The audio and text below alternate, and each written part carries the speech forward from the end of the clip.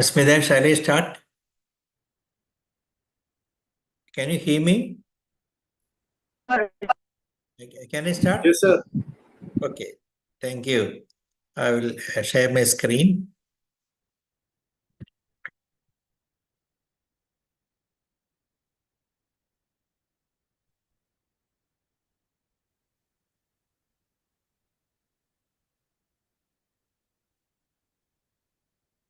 Okay, I will start with a short case first. This is a story of a 72-year-old male. In fact, he presented with history of drooping of his eyelids and prolonged reading for the last 3 months. There was no pain. There was no history of any diplopia.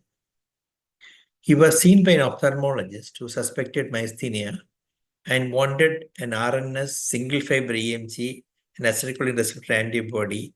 In fact, that for which he was referred to me. He just wrote, kindly do this test for this patient myasthenia. That is his request letter. Let us see the patient. This was the patient. See the video very carefully. It's called bilateral ptosis. I'm asking him to look up, keep it eyes open for some time. The ocular movements were normal. Ptosis was not correctable. Ask him to keep on looking up for some time to look for indefatigability of the orbital areas. Superiores.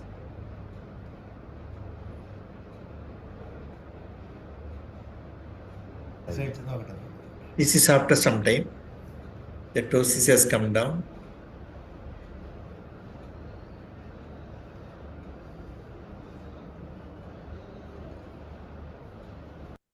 The purple is definitely smaller compared to the beginning. So on examination, he had bilateral ptosis. It is not correctable. Extraocular movements were normal. There is fatigability. The purple has become smaller and prolonged, looking up sometime. The rest of the CNS examination was normal. So according to him, his eye problem was more while reading. So I made him read a paragraph. This is what you are doing. Insurance company official verifying documents pertaining to hospitalization. All valid original documents duly countersigned by the insured patient as per the we agree to provide clarifications for the queries raised regarding the hospitalization, and we take to provide clarification for the queries raised regarding the hospitalization, and we take the sole responsibility for any delay in offering clarification. So what is the diagnosis in this patient? Let us see the fatigability of the eyelid before and after reading. This is before reading start and the start of reading. This is towards the end of reading. Sorry, not spelling mistake, reading. Extraocular movements were normal. So what is the diagnosis?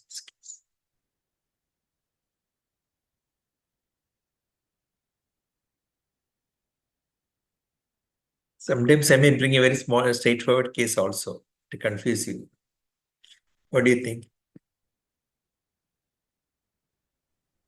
Myasthenia? Yes. Yeah, that should be the first thing you have to keep in mind. Okay, right. So what would you like to do in this patient? It is definitely more with reading. No? It is very Yeah, it's more. Yeah, correct. More with reading, correct.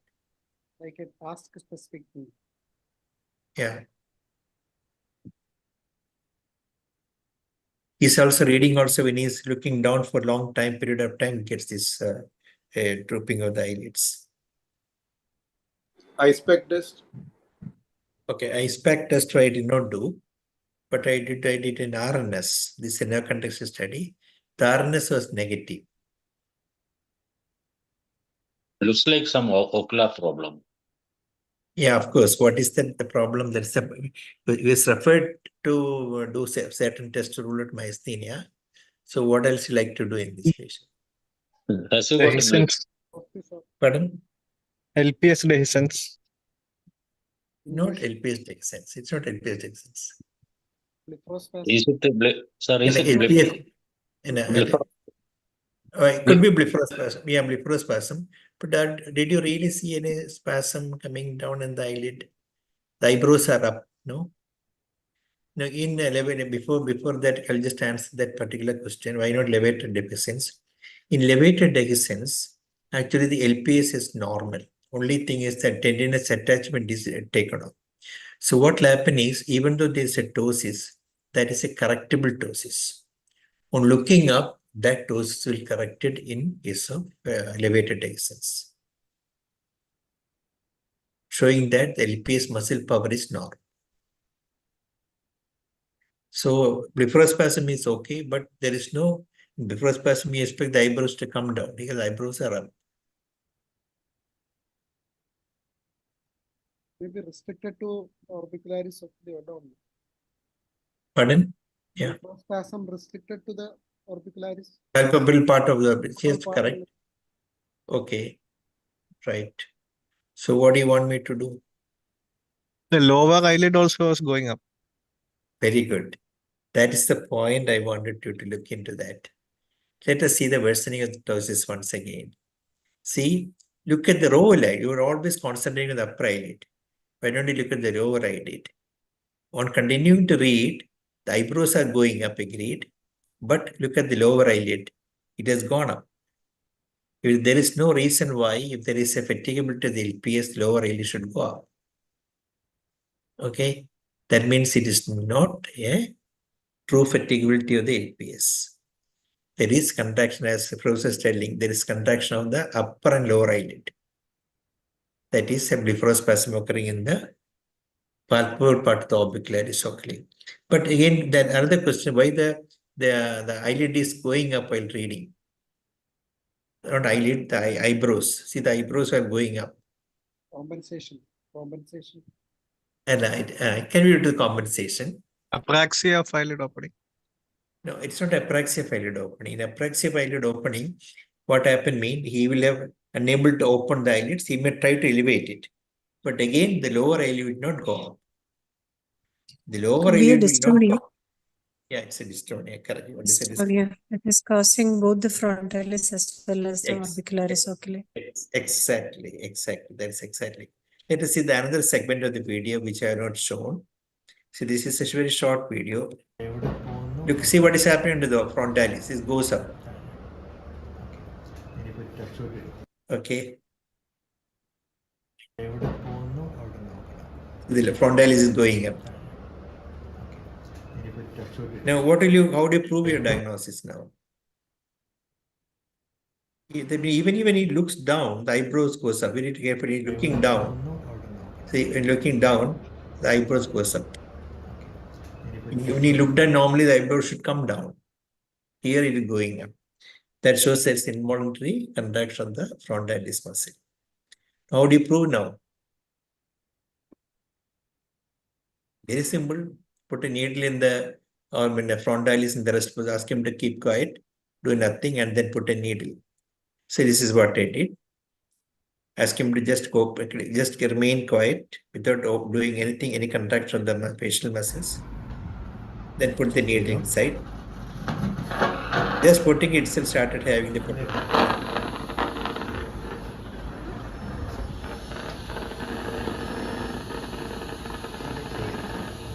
I not ask him to do anything. Subsequently become quiescent for some period of time. And I started reading. I started reading it with more problem.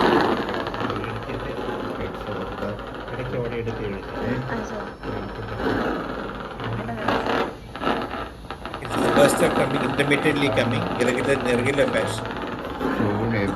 When he reads the upper, the frontalis goes up, or gets contracted.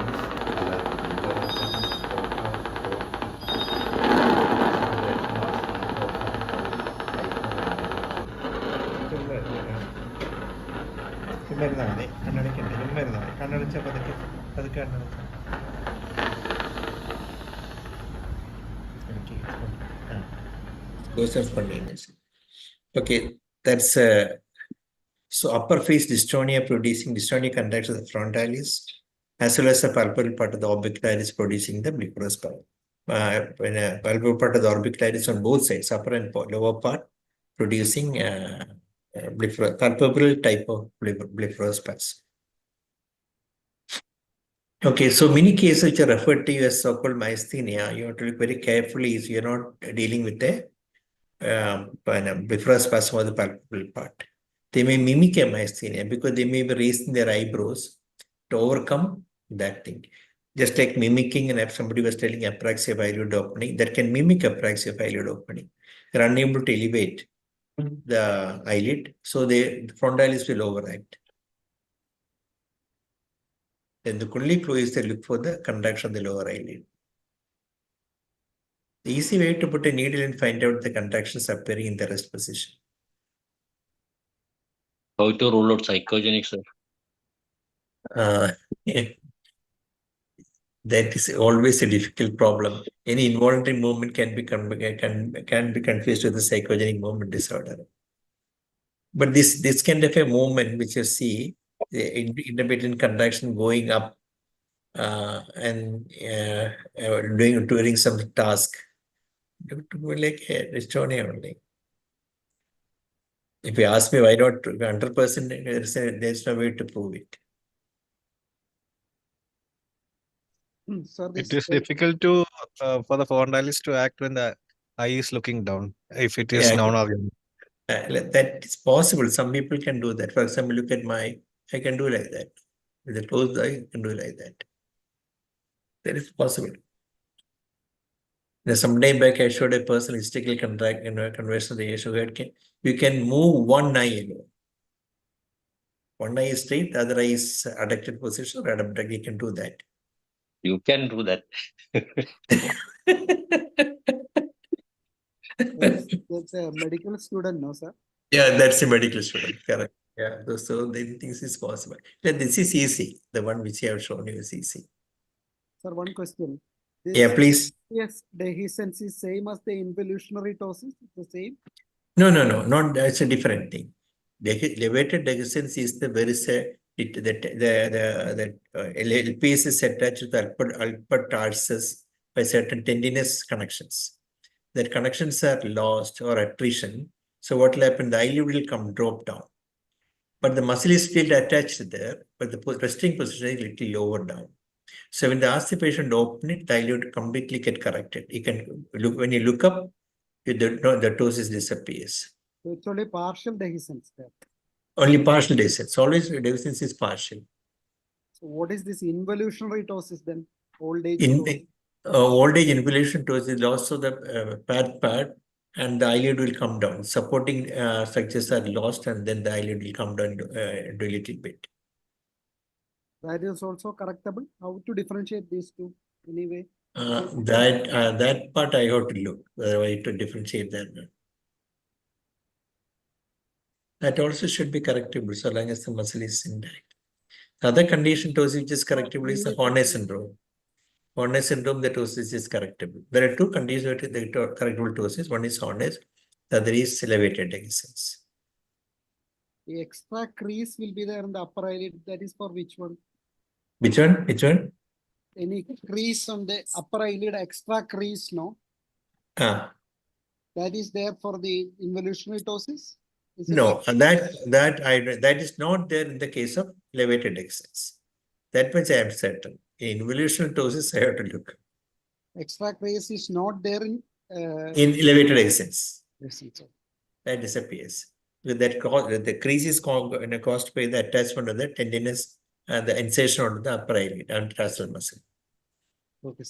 Carpet tarsus, not muscle. That crease is not there in the case of elevated dehiscence.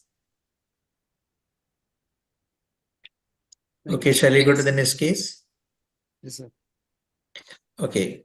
It's a 58-year-old diabetic man. He noticed numbness and tightness in the right hand for the last 5 years. This numbness gradually ascended up to the medial arm region over a period of 2 to 3 months. Similar numbness was noticed in the left hand and medial forearm 1 year later. He was investigated and was put on some medication. This is 5 years back. Medication. But that continued to remain like that without any problem. But for the last 1 year, he has noticed burning pain on the both hands and middle forearm. He also noticed some clumsiness in doing activity with the both hands. That has been there for 5 years, which I forgot to mention here.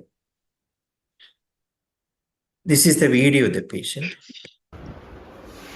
Deltoid was normal, biceps normal, triceps normal bilaterally.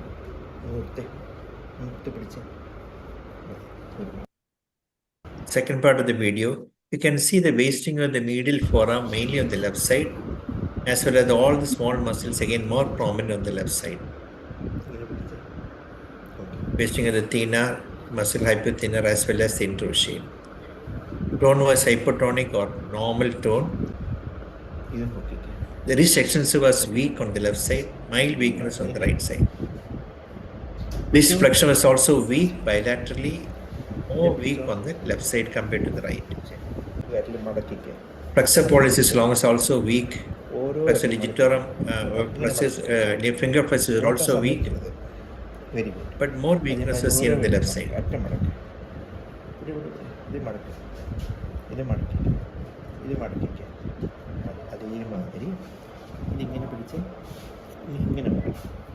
That I could easily overcome compared to the right side. This also more weak on the left side. Plexus pollicis longus also weak on the left, bilaterally weak more on the left side. Finger extensors are also weak, more weak on the left side.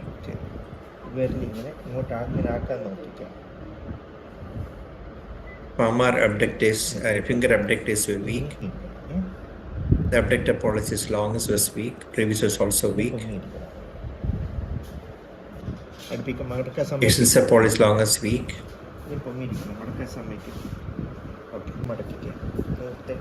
Intrusion lumbricals were weak.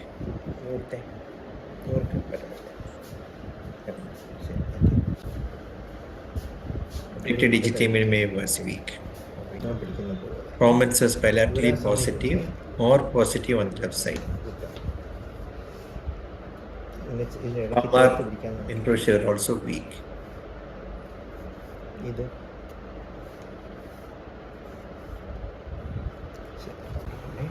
Lower limb tone is normal. No spasticity. Power was normal power in the both lower limb.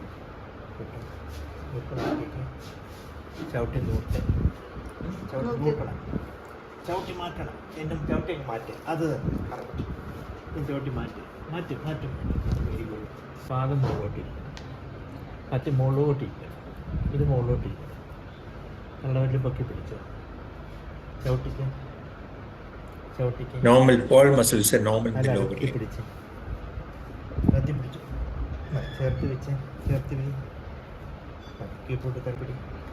Apex is also normal.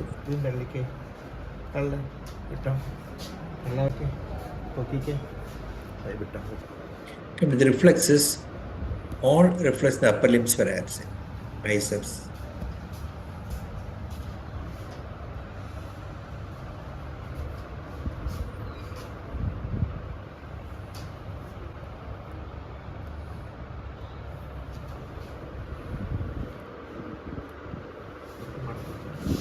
Lower limb knee jerks are well elicitable, maybe on the brisker side.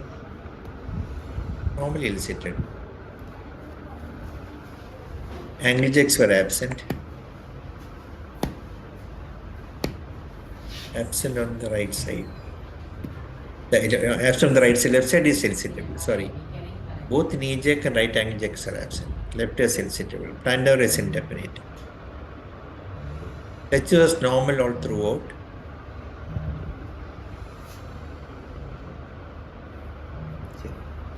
But pain sensation was impaired on the middle two fingers as well as the middle forearm, and it is less. There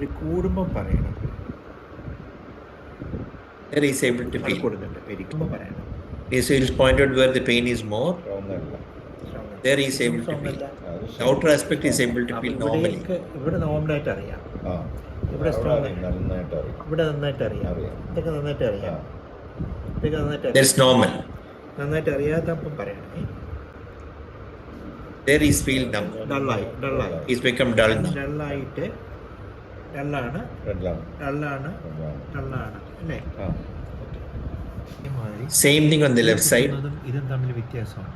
Is decrease on the medial side. ഡള്ളാണ്, ഇവിടെ ഡല്ലാണ്, അവിടെ ഇവിടെ strong ആണ്, അവിടെ strong ആണ്. ഇതൊക്കെ strong ആണ്, It's strong. Strong ആണ്, അല്ല ഇവിടെ But ഡള്ളാണ്. here it is, the index finger onwards is decreased. ഇനിയും സ്ട്രോങ് ആകുമ്പോൾ പറയണം. നമ്മുടെ സ്ട്രോങ് ആണ്. Strong In the arm it is normal. Strong ആയിട്ട് അറിയാം. The lower limits are all normal. ഇത് അറിയുന്നുണ്ട് ഒരു vibration. Vibration is normal except the left little finger. ഇത് കുറച്ച് കുറവ്. Then is mild, not totally low, decrease on the left little finger. Lower limb normal. Joint sense all normal in both upper and lower limb. ഇപ്പോഴേ മേൽ ഇത് പറയണം. ഇപ്പോഴേ താഴെ ഇപ്പോഴേ മേൽ ഇപ്പോഴേ മേൽ ഇപ്പോഴേ താഴെ ഇപ്പോഴേ താഴെ ഇപ്പോഴേ മേൽ ഇപ്പോഴേ മേൽ ഇത് താഴെ ഇപ്പോഴേ He said, correct. Even this little finger where vibration decrease, joint sense is also normal. ഇപ്പോഴേ മേൽ ഇപ്പോഴേ മേൽ ഇപ്പോഴേ Anyway, that's normal. And gait was also normal. He had no Horner syndrome. So on examination, Taylor's normal, no Horner's. Motor, wasting of all small muscles of both hands, mainly the interossei, as well as middle forearm, left more than the right. Normal tone of both upper and lower limbs. Right upper limb, wrist flexion, proximal elbow muscles and shoulder muscles are all normal. Wrist flexion 4 on the right side and right upper limb 4, extension 3+. Finger flexor is 4+, finger extension is 4. Weakness of flexor pollicis longus, all thenar, hypothenar muscles, introversion, adductor pollicis. Same pattern on the left side, except that these muscles are slightly more weak on the left side. The pattern is almost exactly the same, but the weakness is slightly more on the left side. Lower limb normal power in both the lower limbs. DTR, upper limb, all DTR absent. Lower limb, knee jerks normal. Angle jack right angle is present, no absent, right left is present. Plantar both indefinite. Sense system touch normal in both upper and lower limb. Pain embed over the middle two fingers, middle forearm and middle arm in the right upper limb. Embed over the middle 4 fingers on the left side, middle forearm arm on the left upper limb, just like the right upper limb. Normal in the lower limb. Vibration normal in both upper and lower limb, except for mild impairment in the left little finger. Joint sense is normal in both upper and lower limb. Gait and stance normal. So where is the localization? Any clarification on the findings you can ask. Joint positions is normal, sir. Normal in upper and lower limb. Vibration is little embed, not totally lost in the left little finger. All of the fingers it is normal. Touch is also normal. There are no fasciculations, no, sir? No fasciculations. Abdominal reflex was present. Abdominal reflex, I don't think I have seen. He was a person with obese abdomen. I did not look for that. Anyway, he was in the OPD patient. The temperature and any burns marks. No burns mark, no temperature. Temperature, I did not check it frankly. Only pain I did. Cervical myeloradiculopathy, sir. C5-6 is the first possibility, sir. But C5, C6 point, you see, the muscles supplied with the C5, C6 are normal. But the reflex is absent. The biceps is Yeah, not reflex is absent. Reflex is absent, I agree with you. But the maximum affection is which muscles? The small muscles of the both hand and the long finger flexors and extensors. So it's somewhere some C7, C8, D1. That is a myotome which is affected most, or multiple nerves, whichever you want to postulate. Intramedullary lesions, sir. Okay, intramedullary. That's the first thing you have to keep in mind because of he was dissociate anesthesia, except for the vibration mild, but decreased pain in the segments, corresponding segments where the muscles are also affected. and the element findings due to anterior consils. But he had no pyramidal signs in the lower limbs at all. That may not be there initially, it may come later on, because when the lesion is confined within the gray column in the spinal cord, when it has not come out of the gray column, when the pyramidal tract is not compromised, you may not any weakness in the lower limb. On the contrary, in extramedullary vision, the pyramidal signs will come early, whereas element signs will be coming early in intramedullary lesion. That's the first possibility you have to keep. Okay, what intramedullary lesion will you keep in mind? The 5 years duration, almost static, except for the pain. Syrinx. Syrinx. Okay, very good. Okay, let us see the probability etiology. This is MRI. In fact, this MRI done in 2009, first MRI. This is the MRI finding. Sagittal cut. I also this is a T1. T2 axial, I'll go by one. CB junction, C2, C2, C3, C3, C3, C4, C4, C4, C5, C5. Now C5, C6, there is a positive phatic compression of spinal cord. C6 level, there is a compression anteriorly. And C6, C7, there is hyperintensity in the anterior part of the spinal, inside the cord. That is in the C6, C7 also. C7 is very, very prominent. C7, D1, that's not seen. So what is the diagnosis now?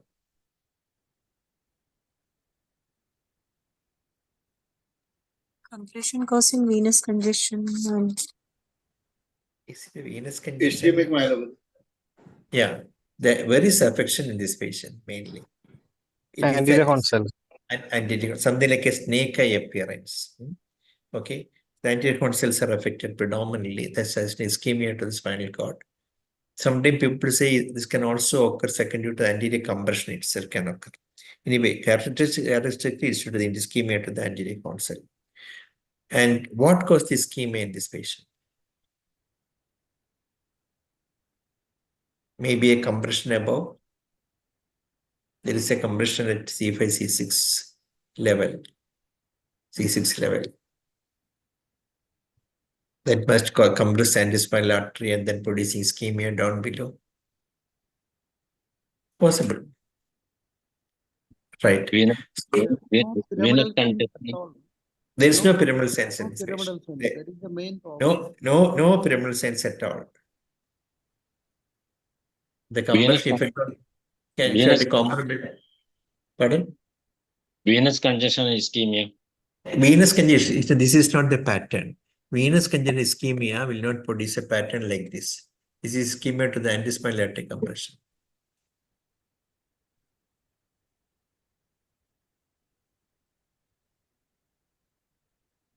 What is the difference, sir? Venous anterior spinal artery versus venous congestion. What is No, in fact, this anterior condyles are supplied by the antispinal artery, the cervical artery is supplying both sides the anterior condyles predominantly.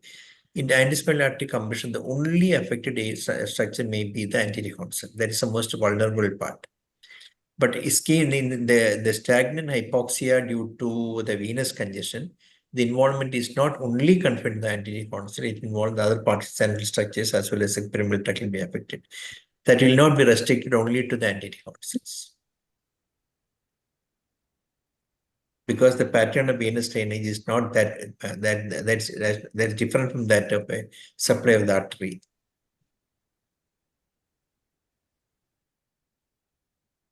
Because there is a multiple venous channels draining draining the spinal cord. But only antispinal arteries, cervical commission is the only one who supplies anterior condyles. Somebody in the antispinal artery, the ischemia of the anterior condyle can go long, even the compression is occurring at a higher level. Multiple segments in the anterior condyle, even up to the lower part of spinal cord, can get affected. Because that is the vulnerable structure of the spinal cord due to ischemia.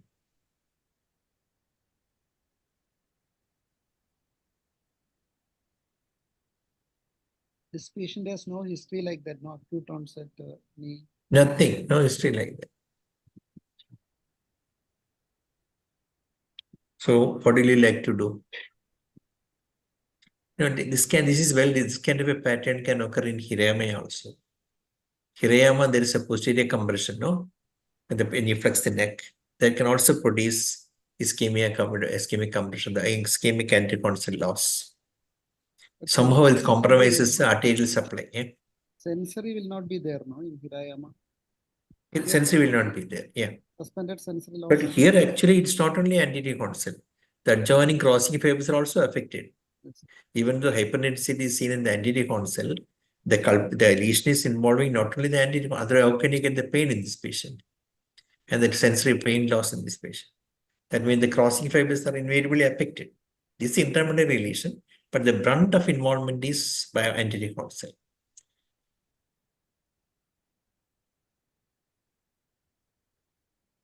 Okay, what do you like to do now? Now, patient has now come in August 24, last month. That is 4 years later. He went to the neurosurgeon. He sent the patient to me to find out whether he will improve with surgery or not. But he is not concerned about anything. He is concerned only about burning pain.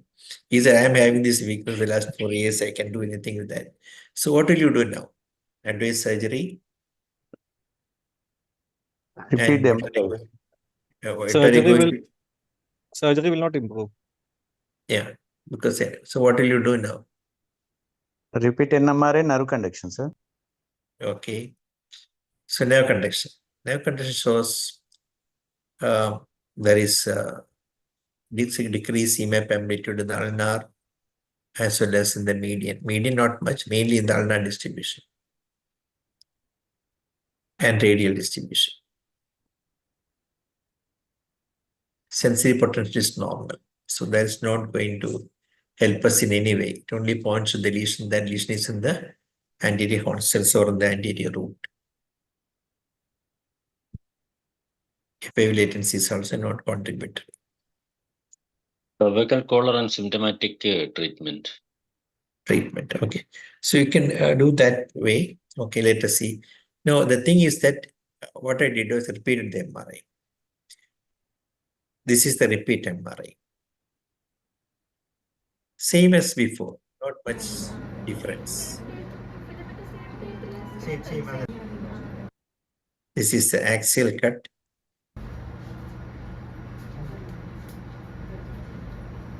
That's an area of compression. You can see the anterior ischemia there. Snake appearance inside the cervical cord.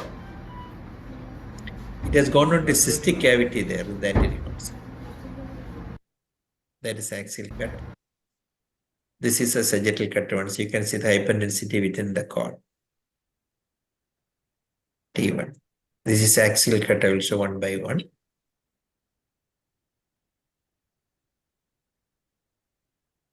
You can see the anterior hyperdensity within the central part. The compression with the osteophyte anteriorly.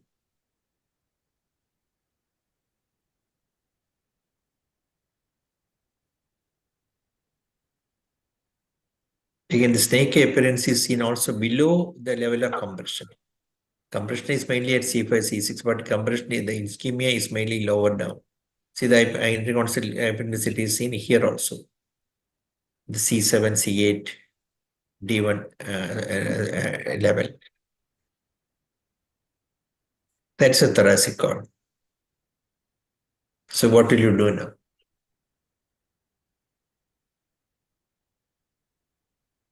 He has referred for 1 point. Should I do surgery or not? There's no primal sense in the lobe. The pain is recent onset, sir, or is it there from beginning By of 4 years, it remained that for, according to him, he is not bothered about the weakness at all. He said he still can do work with the hand. He's bothered about the pain only. That we can treat with neuroanesthetic agents, no problem. The 4 years it has been there. No role for surgery. You will do surgery, correct? No role, sir. No role for surgery. Okay. Let us see. So anything else you want to do to decide whether surgery is required or not? A contrast scan. That is not going to help us much. EMG.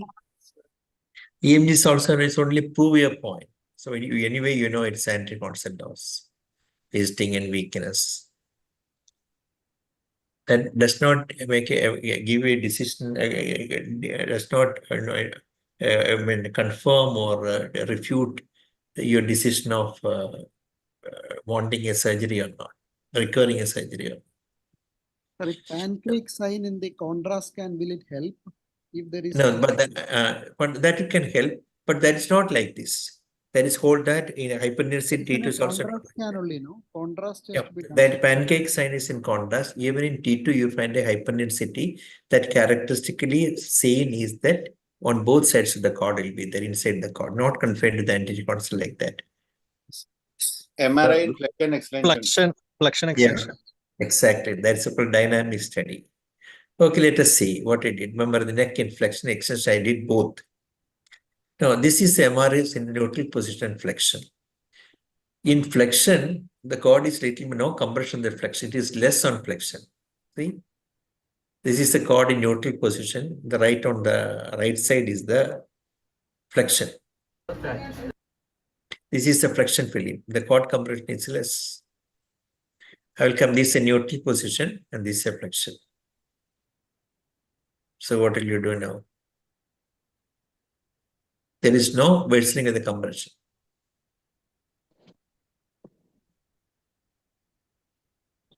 Do it in extension. Let us see. There is no increase in the compression flexion. I took MR in the extension position. This is in the neutral position extension. This is neutral position. See the extension, what has happened? The cord is more pinched in the extension. And we measured the cord diameter. That's the diameter on that side. And see that is compared to the corresponding side, it is much less. Only 3/4 of what is there in that area. Cord diameter on that side. So what is causing more compression is the ligament flavor compression from posteriorly. That is flexion. I can show this is MRI in extension, showing the diameter is decreased, showing the compression of the cord.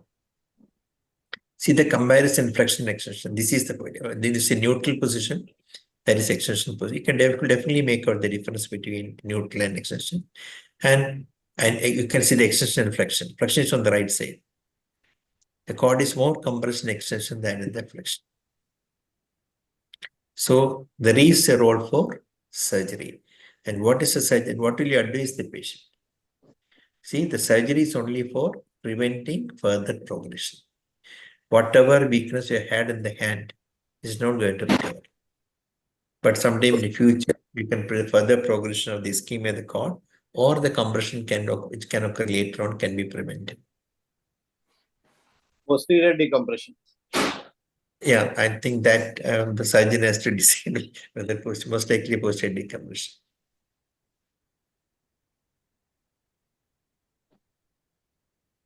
Okay, the point is the lesson is that sometimes even though you have to decide whether the patient needs just by looking at a compression alone, we need not go for surgery.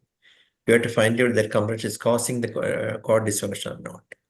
And if it is, if it is, I mean, if it is not, if you think that that compression is not sufficient to cause the deficit, you put the patient flexion and extension to find out the compromise of the cord.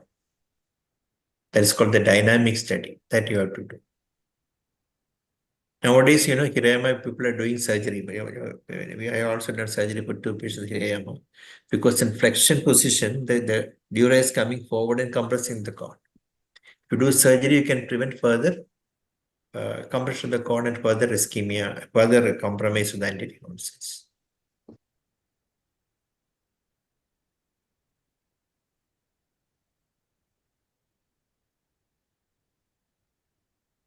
Okay, any question? Pardon? This patient, but no, never had any worsening, no, for last 4 years. No. Yeah, in fact, your point is well taken. No worsening is there so far because I had not seen the patient earlier regarding the motor power at that time or not. But according to him, his problem is pain. He said weakness remains the same according to him. Sir, the snake eye appearance is already evidence of spinal cord dysfunction, no, sir? Then what is the Correct. need of extension and flexion films? No, I don't know, to find out the cord is compressed or not. The idea of surgery is to relieve the compression of the cord. What is causing the ischemia is the cord compression. So that compression can be eliminated. If there is not compromising the cord, then not necessary for the surgery. But on flexion, the cord is cord is pinched. So definitely there is a possibility that he can develop a myelopathy later on. Okay.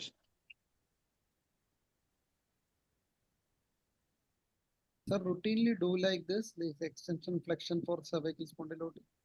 Yeah, when there is a suspicion, for example, when you find that something like intramedullary lesion is there, whether it is due to an external compression or not, you have to do flexion extension.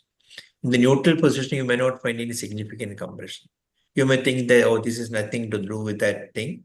You do not do anything. But if you do take the film, for example, you may find a small disc there, anteriorly present, compressing the cord, but not a severe compression, only touching the dura. Cord is, you find there is a space between the dura and the subarachnoid space. So you think, oh, that disc is not causing the problem. But if you do in the flexion film, you find that that particular projecting lesion may be significantly compressing the cord. So that is why you need a flexion film. Most of the time it is anterior compression. You need a flexion is the one which you have to do first. Here on the flexion, we did not find any significant compression. That is why we did an extension position.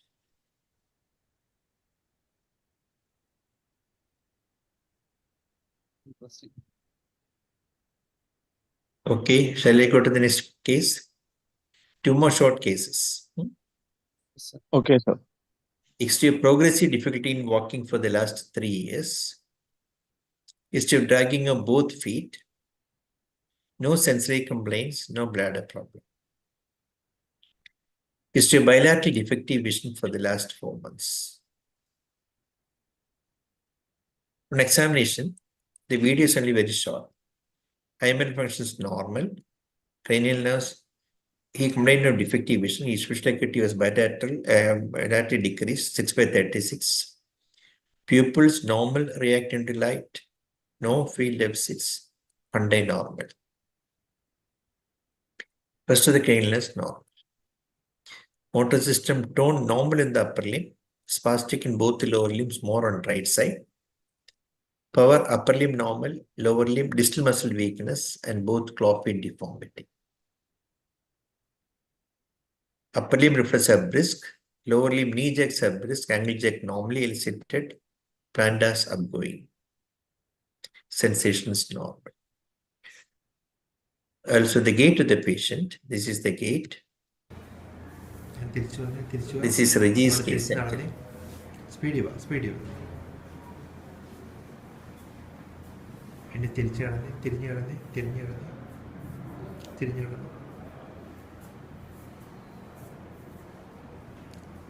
more on the left side.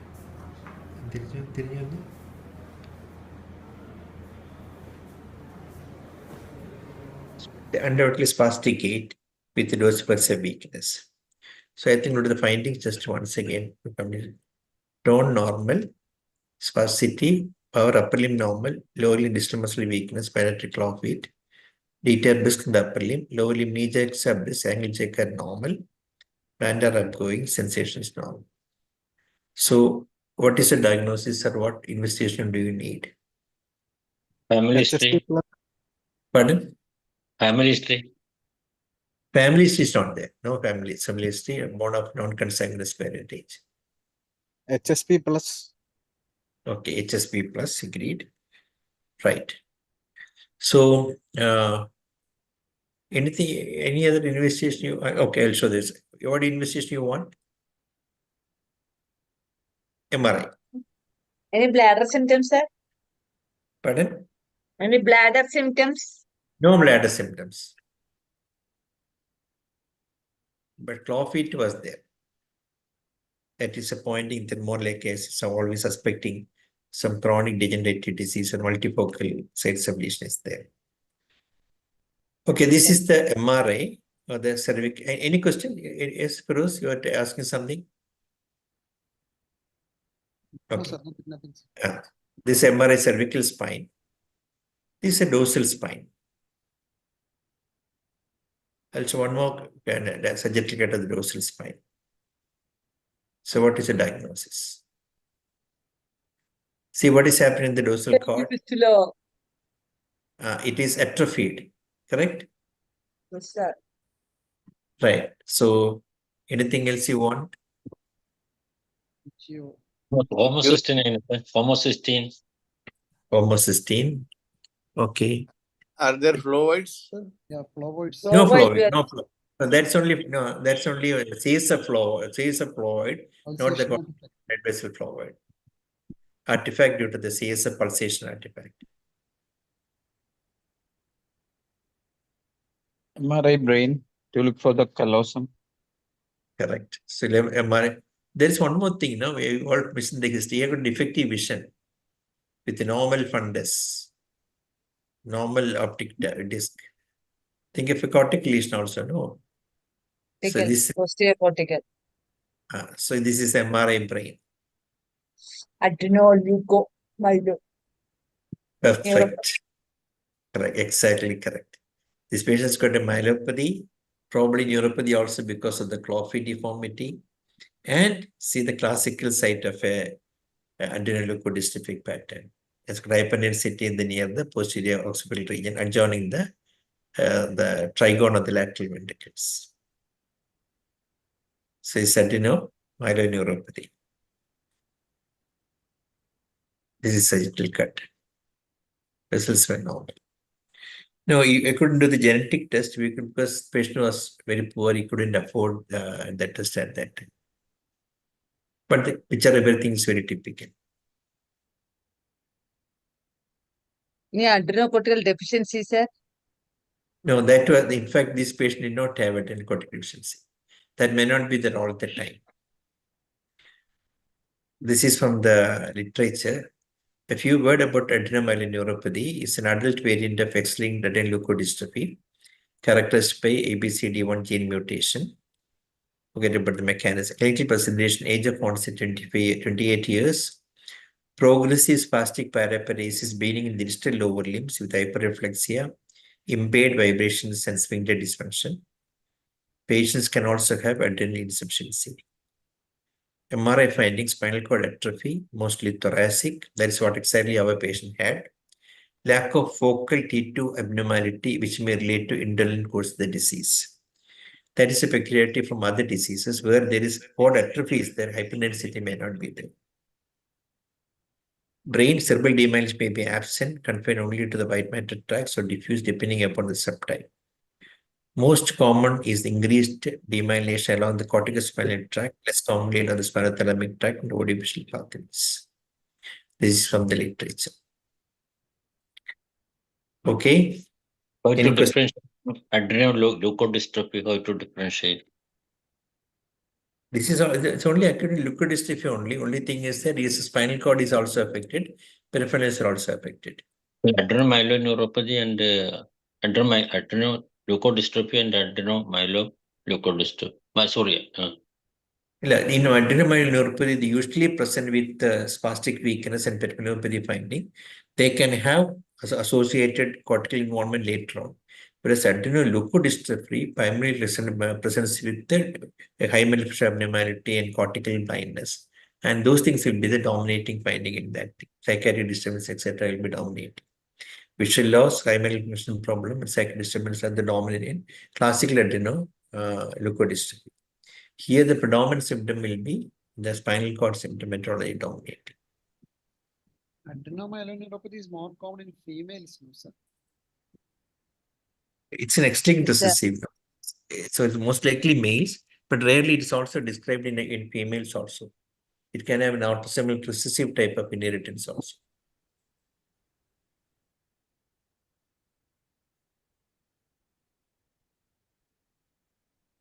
Okay, shall I go to the next case? One more case will be. Any Okay, sir. questions? Okay. Okay. This is also an interesting case. It's a short case. 42-year-old man. He came with a history of binocular diplopia, more on looking to the right for the last 3 years.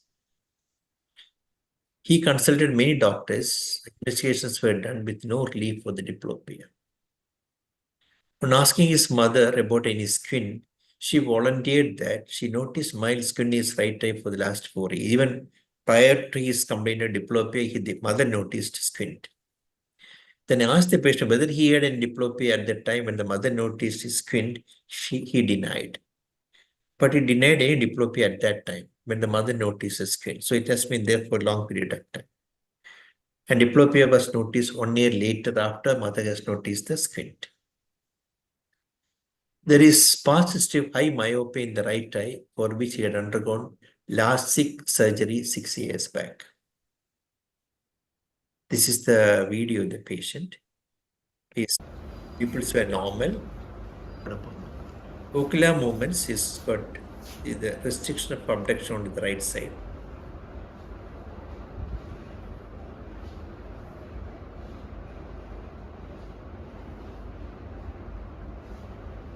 The abduction restriction on the right side.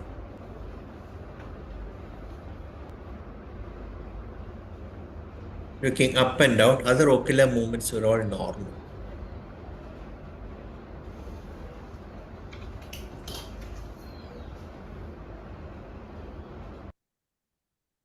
Okay. The rest of the examination was normal. So what do you think the likely diagnosis? Straightforward case. What do you think? Abduction failed on the right side. Right sixth. Right lateral rectus weakness. Okay. Right abduction is restricted or right lateral rectus weakness. Now the next question is it paralytic squint or a concomitant squint? Because mother had noticed squint even for 4-5 years. And diplopia has become later. So the other possibility is a manifest latent squint. Okay. Yes. He may having a heterophoria or a latent squint earlier, and which was not symptomatic, but becomes symptomatic later on, producing diplopia. Okay. There's long duration, no other long term sense, nothing. So what will you do to differentiate? Cover Whether test. it's cover before cover reduction test. You close each cover also test also required. Cover each eye and find out the ocular movements. So reduction testing was done. Even on reduction testing, right, there is a restriction of abduction. I did not show that. I took the video, some more of that part of video is missing with me. Even there was restriction of abduction on the right eye. On the left side, there is a full eye is coming to the extreme. On the right side, there is showing that there is not a concomitant squint. Showing true restriction. Abduction failure, right lateral rectus palsy. So, that, okay, agree with me? Diagnosis of lateral rectus. Okay. Now let us see the following video. The part of the video is as examining you once again the cover test I did. Look at the test itself. The right and left side. Side side ആയിട്ടാണല്ലോ കാണുന്നല്ലേ Closed right eye is looking with the left eye. ശരി നോക്കിക്കോ രണ്ടാണല്ലോ ഇത് ഇവിടെ ഒന്നാണ് ഒന്ന് ഇപ്പൊ രണ്ടാണല്ലോ ഒന്ന്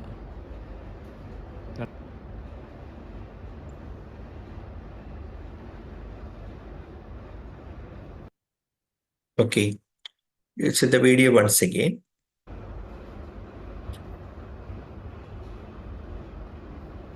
സൈഡ് സൈഡ് ആയിട്ടാണല്ലോ കാണുന്നല്ലേ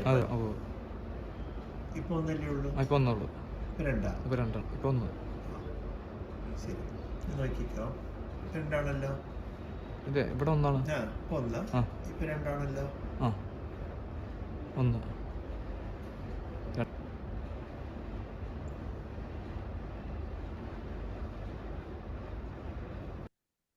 Okay.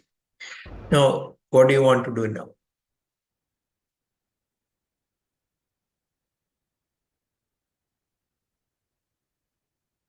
MRI. MRI. Okay, MRI. So, The MRI, in fact, there is MRI. I forgot to show you. Yes, MRI was done, came with MRI, there is normal. So repeated the MRI with orbital cuts. MRI brain was normal. This orbit also, there is the ocular muscles were normal size. There is no atrophy. So no Sir, lesion. the right, sir, the Pardon? right Ah. eye, when you are asking for abduction, there is retraction and smallness of the right eye. It is there. I looked for specifically, but it was no retraction was there on the right side. I couldn't make out a retraction too. Side ആയിട്ടാണല്ലോ കാണുന്നല്ലേ അതെ ഓ There is no retraction. The interaction eye should come down. There's no retraction. Sir, actually, that right eye is refixing when you are ഇത് ഇവിടെ ഒന്നാണ് opening. Yeah, correct. It's going outward. ഒന്ന് Yeah, when you are opening the left eye, it is coming back. Yeah, correct. when you Because he's closing putting it. some effort to look at the object on the right side. Because some restriction on the right eye is there. Forced reduction test. Okay. Why do you want post action? Because of what is the reason for doing? He's got a weakness of the abduction. To find Some out whether Looks like a restriction restricted. in the restriction in the All the eye movements are actually lagging behind. The right eye movements are lagging. Side ആയിട്ടാണല്ലോ കാണുന്നല്ലേ അതെ ഓ ഇപ്പൊ ഒന്നല്ലേ ഉള്ളൂ it's difficult to say that. Okay. I want definite proof. So let us see this one. So what does this MRI show you? Muscles are normal, right? There is no atrophy of the muscle. See, if there is a nerve involvement for the last 3-4 years, you expect some atrophy of the muscle to be occurring, which is not there, but you can argue that since it's only a mild involvement, atrophy may not be there. So that way you can argue, so you need not have any of this thing.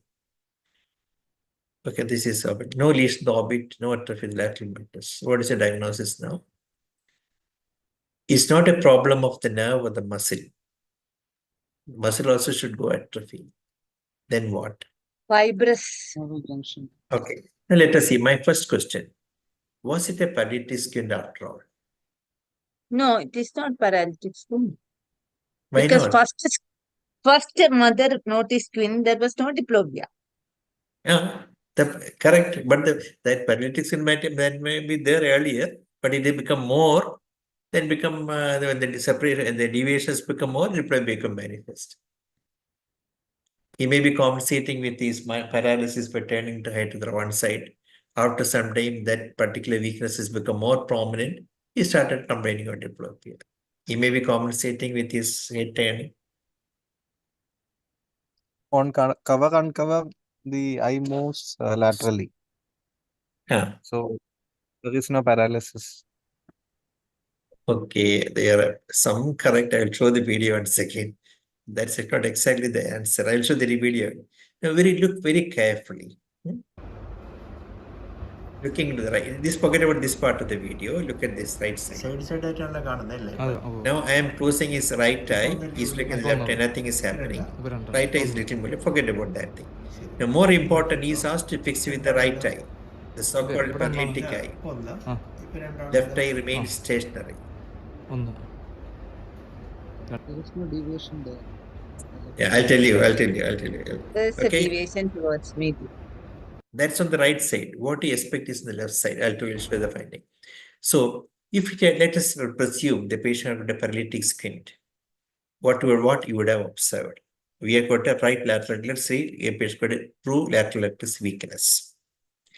He was asked to fix onto the object on the right side. Okay.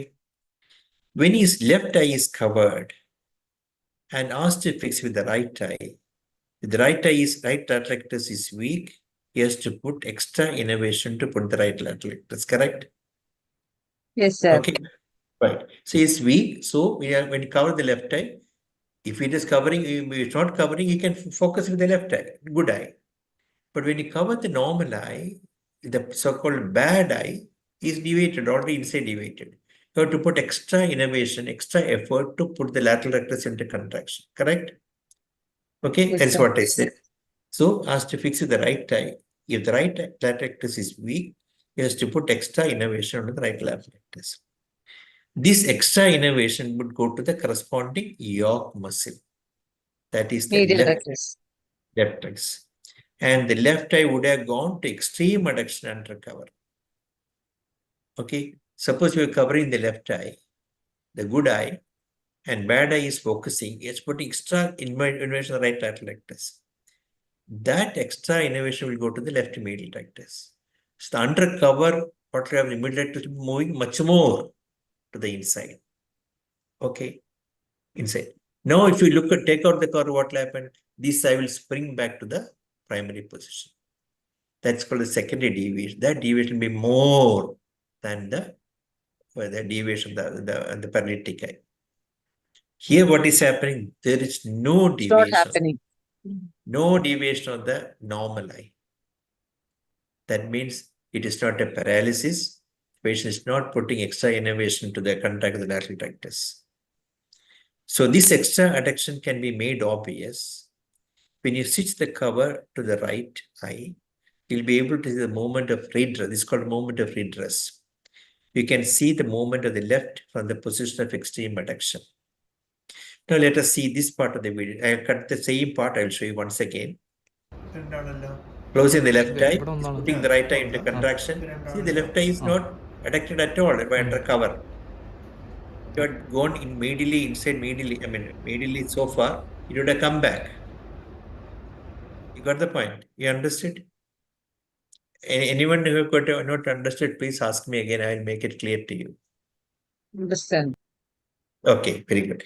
This is a simple method to find out it's paralytic or not. If it is paralysis, you would have put extra equal to, so the adduction is not there. But on the other hand, in closing what you have observed is this one. On closing the right eye, the right goes eye into lazy position. See, I'm closing the right eye. The right eye is already deviated. It goes into a lazy position. Now, when you open that eye, right makes a movement towards outside. That means the eye is already little inside and is somewhere exerting the eye towards periphery, towards subducting position to look at the object. That's showing there's some problem in the right eye, and that problem is not the paralysis. So what else will you do? What you said is correct, forced action test. But I want you to explain why it is not paralysis. This is the reason why you wanted forced action test. Rule out restrictive muscle disease.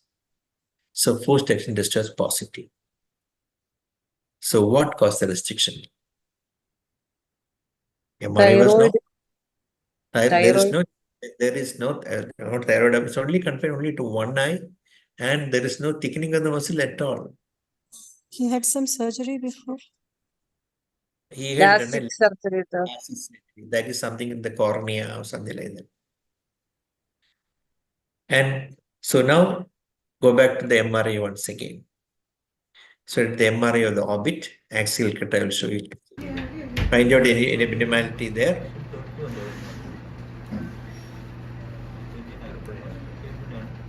Yes, sir. The eyeballs are elongated, more on the right than the left. Very good. The eyeballs are large on the right side. Always myopic eye is very large, both horizontally as well as anteroposterior. Okay. So that is this right eye and the CT cut also had taken. The right lobe is much more larger than the left. I'll show the static picture, screenshot. See the right lobe due to high myopia, both anteroposterior and horizontally compared to the left. This again you can find out the right lobe is more wide. And CT also you can make out the enlarged size of the lobe. So there is in fact a mechanical restriction of the eyeball muscle movement due to the enlarged size of the muscle. Size of the muscle. So the next question, can resistant abduction occur due to large globe pressing on the lateral rectus? That's a theory which we had myself radio discussing. So we thought that's a possibility we should consider. But myself, I did not know this can occur before. I mean, I had not seen such a case before. So in fact, I searched the literature to find out. And this is from the radiology, the ophthalmology. He also considered that possibility. High myopia is an unusual cause of restrictive ocular disturbances. And another case, severe myopia and restrictive disorder is ocular motility. So this is a well-known fact that large globe can produce restrictive ophthalmopathy. Okay. Any questions? Why can't it be manifest latent skin, sir? It's not a manifest. There is a restriction. If it's a manifest latent skin, if you do the duction test, you close one eye, that restriction will disappear. Okay, this is only misalignment. Okay, Post pull action up.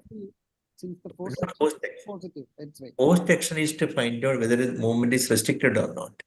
If there is a first we have to find out there is a paralytic skin or a non-paralytic skin. Restrictive ophthalmopathy mimics a paralytic skin. Okay, so there is a failure of abduction. One is due to the paralysis. Other restriction means the medial rectus is overacting or fibrosed, so that the lateral rectus is not pulling correctly. Somebody is restricting the eyeball movement. So it behaves like a paralytic strabismus. In non-paralytic strabismus or concomitant strabismus, the ocular movements are normal. Only because of the misalignment or the congenital malposition, one eye is inside, one eye is outside. But if when that eye, the so-called affected eye is forced to contract, it can move normally. Suppose I got a concomitant skin due to say a convergent strabismus like that. The right eye is lazy eye, left eye is focusing. So whenever I move, this eye move like that. Okay. Even you look to the right side, left eye is focusing, right eye is lazy, it's not focusing. Now what you do, you close left eye and ask him to move, this fellow will move normally. That's called the duction test. You close each eye and look for the ocular movement that will be normal in concomitant skin, but it will be restricted in paralytic skin. But you can make a problem, it's only mild restriction, it will be a little difficult. There we have to resort to a cover and cover test or alternate cover test.